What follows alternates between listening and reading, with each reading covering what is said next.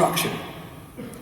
Oh, well, maybe you could have a lesson and come to Cherbourg and then pick us up, and it'd be good practice taking us back. Oh, dunno. Ooh, I'll have to call Charlie, my instructor. Call him, yeah. Give us a call back. So I call him back half an hour later. And I said, what did he say? He goes, yeah, Charlie, yeah, we'll be there in about an hour. Yeah, see, how many of you? It's 2. Yeah, 2. Oh, yeah. Oh, right, yeah. It should be all right. So, there's me, and I've got a fencing bag that's about that big. And my friend Justin, who's like this big, and he's got another bag like this, and we're looking at this. No aeroplanes anywhere on this runway, and the clouds are grey, and the wind, and we're looking at the birds, and the birds are like. I went, oh, well, okay, well, should be along soon. Oh, there they come, and we see this little plane going, and it comes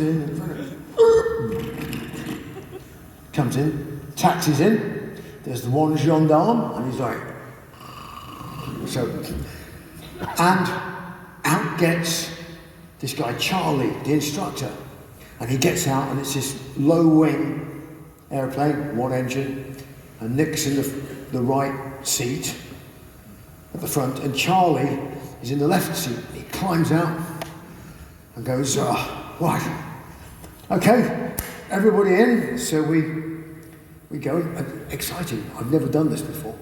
So I get in the back, and it's very small, but there are 4 seats.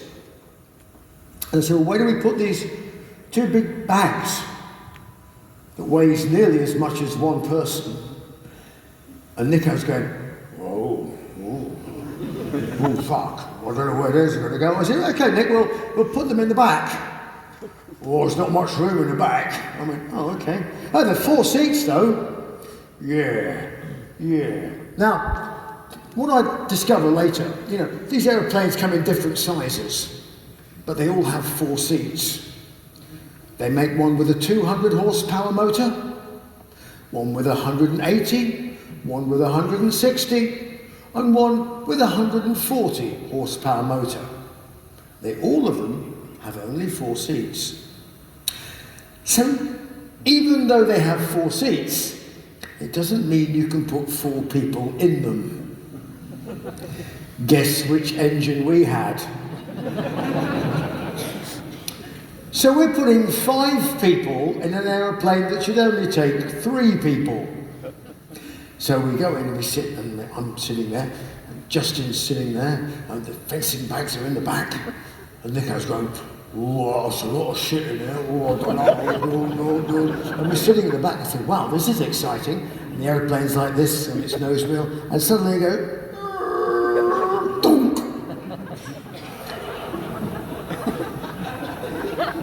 and the nose wheel is in the air, and the tail of the aeroplane is on the ground.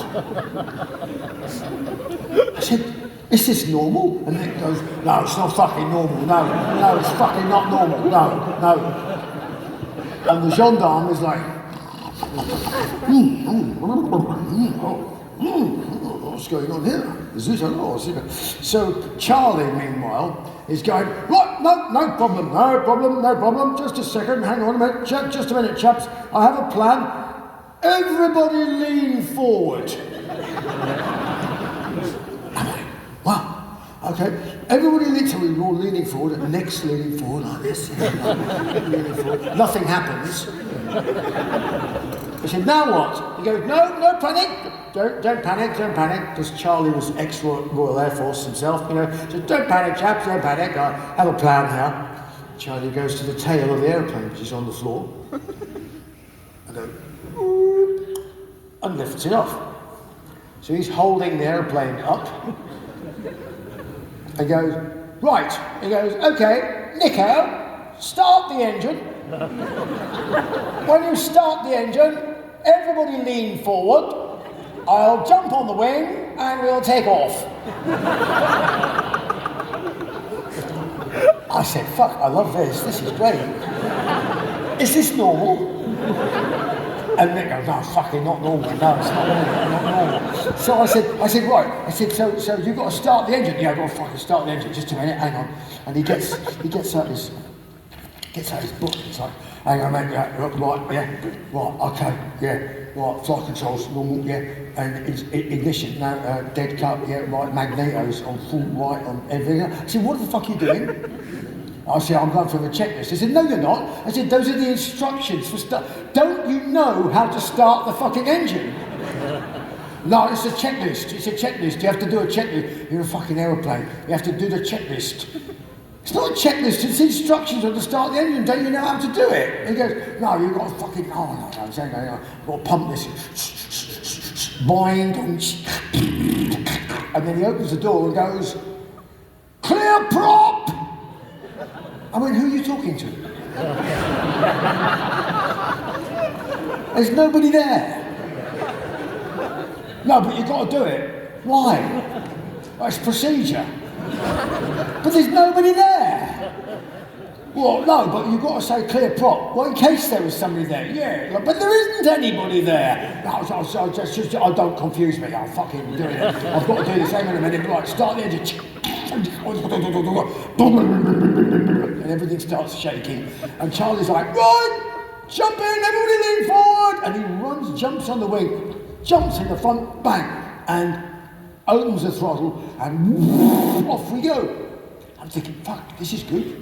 And all the way, he's going like, everybody lean forward, more, lean forward some more.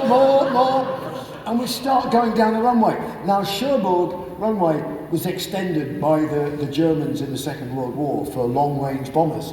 So it's very long, right? Very long. So we start going down the runway. And we keep going, and we're not going very fast, but we seem to be going faster, a little bit quicker, you know. And then we get to the end of the runway, and then we fall off the cliff.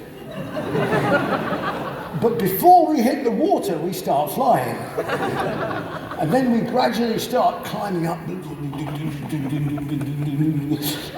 And we're only going across the water, like, you know, I noticed the altimeter. I'm thinking, oh, what's that? The altimeter. That's 800 feet. Oh, that's very good. Does it go any higher? He goes, not today. I went, oh, okay.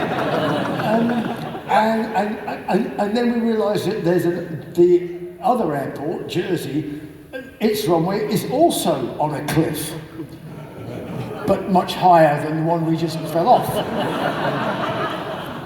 So gradually, we just, by the time we get there, it's a boom. So I think no wasted effort at all. So the greenest flight in the world, you know what I mean? And we land, and I said, well, that was amazing. So that was flying, and Nick goes, whoa, not exactly, no. So that was the first experience I had of flying, and I thought, well, that was kind of interesting. I'd like to learn more, you know.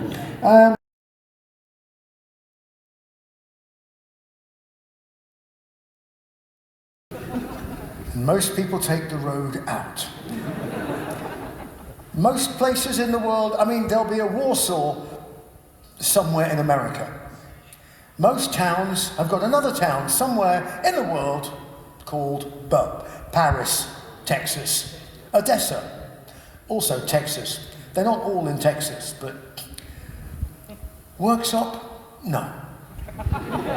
It's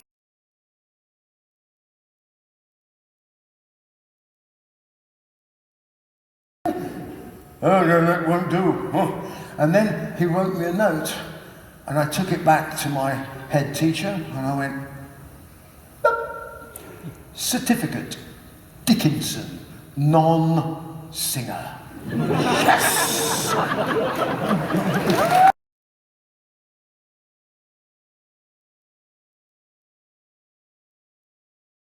Although we made the front cover of all the music papers. So despite his protestations, he went, "It's not fair, they're judging me. They think I'm like the Cambridge rapist. My mask is different. My mask has got sequins on it. His doesn't have sequins on it." I went, "They just don't make that distinction in the tabloid press, you know, mate, sorry." But I was in Samson, I learnt a lot, and of course, eventually, I was asked to join Iron Maiden. This is the gig at which I was asked to join Iron Maiden.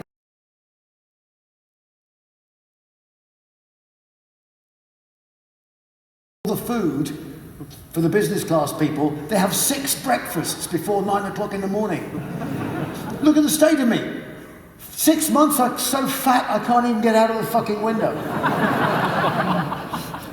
Nobody knew I was an airline pilot. Not for quite a few years. I would be flying people on holiday, you know. People think it was like doing it just for Iron Maiden. No, I had a regular job as an airline pilot for 10 years, longer actually. I had 6,500 hours of airline flying. Yeah, and you can see obviously here, as soon as people realise that I'm the pilot, they all want a selfie, but nobody is going to get on that fucking aeroplane. Not with that lunatic at the controls. The first day I was on the job, I was flying for British Airways. I was a little junior pilot under training, flying a 757, and we landed in Munich. And so I'm waiting at the bus stop with my bag, pilot bag, my uniform, hat, because it's British Airways, you have a hat. And I'm waiting for the bus to take me to the crew hotel on my own. And this Maiden fan, denims, colours, patches, chains, everything, complete, you know, just, and looks at me and goes, and I'm standing there going, "Oh fuck, oh no, oh no, it's gonna be so embarrassing." What? I'm strippogram, yeah, fancy dress. I'm a strippogram. And he just comes up and goes, "Excuse me, but I must know, is this the bus to Munich?" It's expectation. Expectation is 100% of it, you know. Obviously, we went around the world. We took Donald Trump in first class, as you can see. Always a difficult passenger in first class.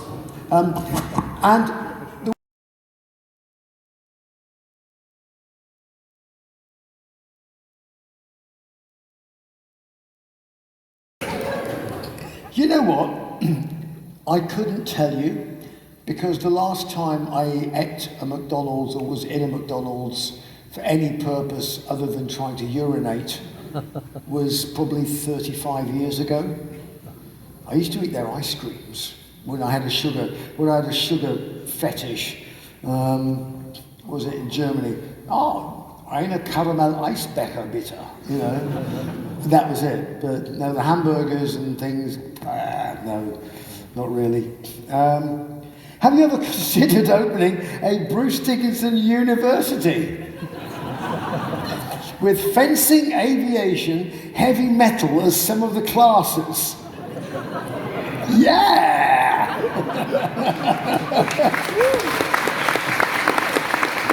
There you go, why not? Who was your vocalist idol when you started to sing? Ian Gillan. Although there were lots of other singers around at the time who I loved. Yeah, he was my big inspiration. And then I started looking at one or two of the people that inspired him. And I love a lot of different singers whose voices sound very different to mine.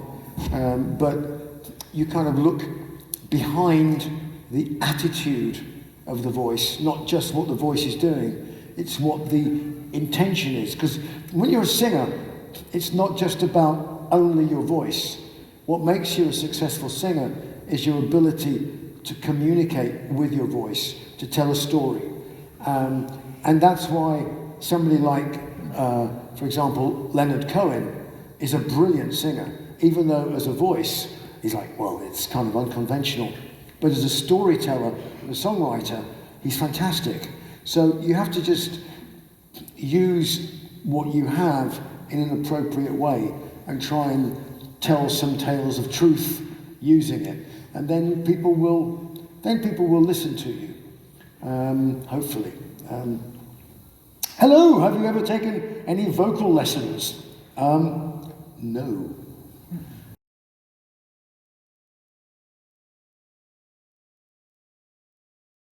Still the world remains. So I think, oh, that sounds okay, you know. But if your voice is feeling really shitty, in fact, there's a question about that somewhere. If your voice is feeling really shitty, you know, you start over.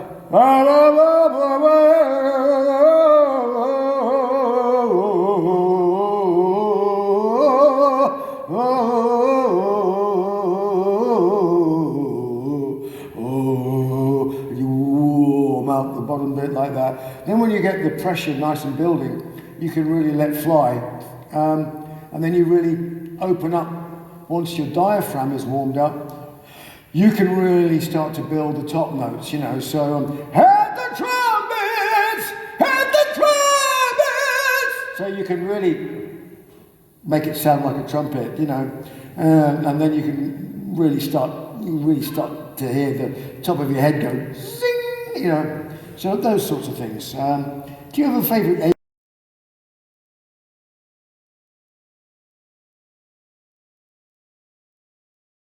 starts off quite whispery. The annoying thing, difficult thing to do, whispery, because it's very imprecise in terms of the notes. You know, so you've you know, who stole your heartbeat in the night? So you open out, you're using a lot of chest voice there, as opposed to the who stole your heartbeat in the night? Same notes, but a totally different tone, you know, because you're using your chest voice for the like the lights glisten and the whatever it is night, you know, because I can't remember the fucking words because it was years ago, you know, and then the idea is to contrast that, because the Queen is asleep, it's, you know, and she's surrounded in this, she's dying, and there's all these monks and people, you know, but as soon as she's dead,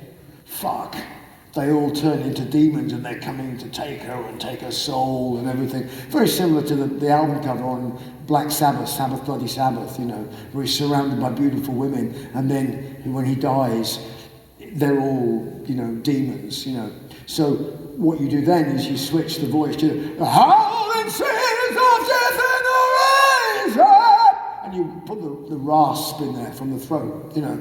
So that's the way that you would use technique there, and you bring in that throaty thing, but it's supported. The reason you don't lose your voice, because it's supported by the air, and you're constricting your throat only enough to give it just that little kind of nasty velvet edge to it. I mean, singers who do the shouty, growly shit now probably use different techniques. I don't know how they do it because I don't sing like that, but I can only talk about the way that I sing.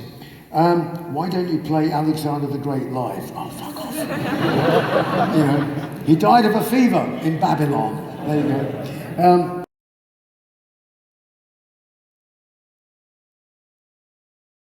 Caesar. They're a folk band from Newcastle.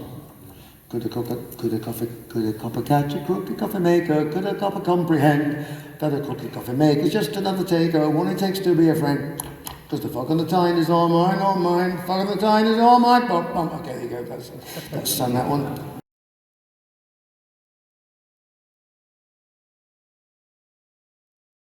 Could you sing Tears of the Dragon, please?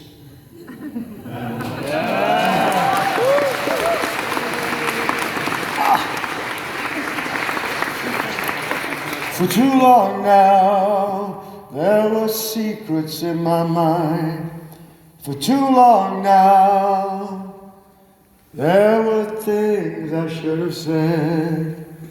And the darkness I was stumbling for the door to find a reason, to find the time, the place, the hour, waiting for the winter sun and the cold light of day. The misty ghost of childhood fears, the pressure is building and I can't stay away. I throw myself into the sea, release the wave, let it wash over me, to face the fame I once believed, the tears of the dragon, for you and for me.